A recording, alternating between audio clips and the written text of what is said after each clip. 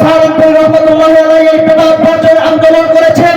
তাই তো দেখা যায় ওই সময় এই পশ্চিম ভারতে কোন বেহায়াপনা কোন নাস্তিক বেদাত করার সাহস করতে পারেনি।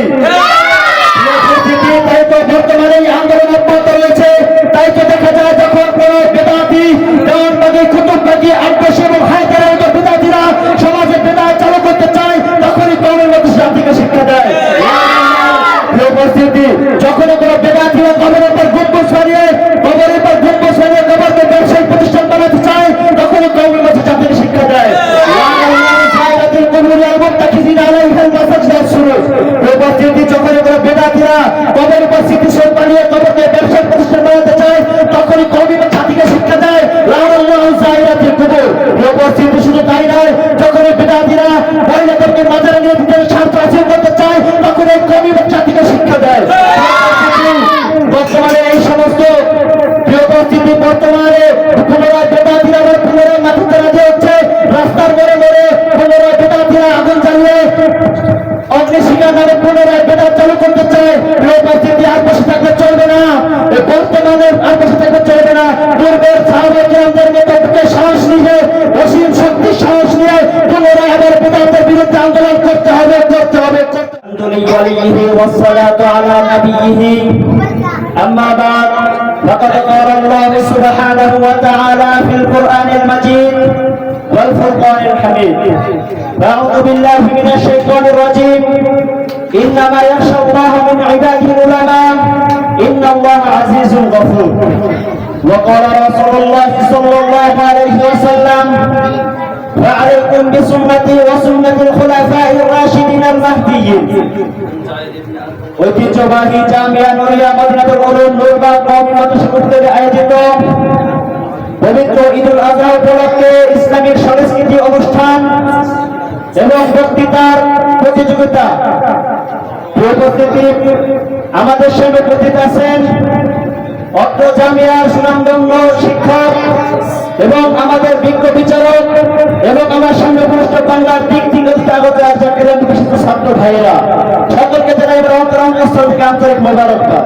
প্রিয় উপস্থিতি, আজকে আমার বক্তব্যের আলোচ্য বিষয় হচ্ছে বেদাত ও কুসংস্কার দূরীকরণে কওমি মাদ্রাসার ভূমিকা আমাদের করণীয়।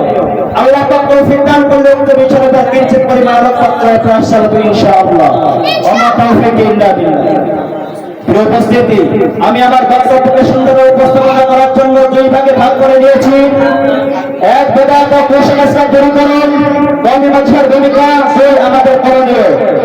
উপস্থিতি, প্রথমে শুরু করা যাক বেদাত ও কুসংস্কার দূরীকরণে কওমি মাদ্রাসার ভূমিকা ও আমাদের করণীয়। প্রিয় উপস্থিতি, বেদাত যেভাবে সৃষ্টি হোক না কেন, তার যতই সুন্দর হোক না কেন, তার শেষ পরিণাম অত্যন্ত ভয়াবহ এবং দিনের জন্য মারাত্মক ক্ষতির কারণ। তাই তো নবী করিম সাল্লাল্লাহু আলাইহি ওয়াসাল্লাম বলেছেন, ফাইন্না কুল্লা মুহতাসিন বিদআহ ওয়া কুল্লা বিদআতিন দালালাহ ওয়া কুল্লা দালালাতিন ফিন্নার।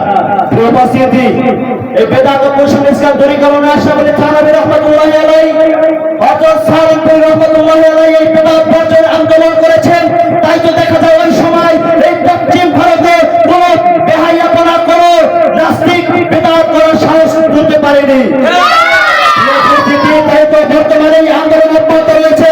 তাই তো দেখা যায় যখন কোন বেদাতি দেওয়ানবাদী কুতুববাদী আব্বাসী এবং হায়দারের মতো বেদাতিরা সমাজে বেদাত চালু করতে চায় তখনই কওমের মধ্যে শান্তিকে শিক্ষা দেয়। উপস্থিতি যখন কোনো বেদাতিরা কবরের পর গম্বুজ বানিয়ে কবরের পর গম্বুজ বানিয়ে কবরকে ব্যবসায়িক প্রতিষ্ঠান বানাতে চায় তখনই কওমের মধ্যে জাতিকে শিক্ষা দেয়।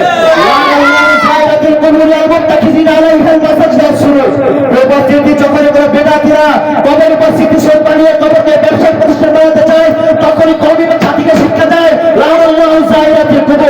উপস্থিতি শুধু তাই নয়, যখন বেদাতিরা মহিলাদেরকে মাজারে নিয়ে ভিতরে স্বার্থ হাসিল করতে চায় তখন এই কওমের জাতিকে শিক্ষা দেয়।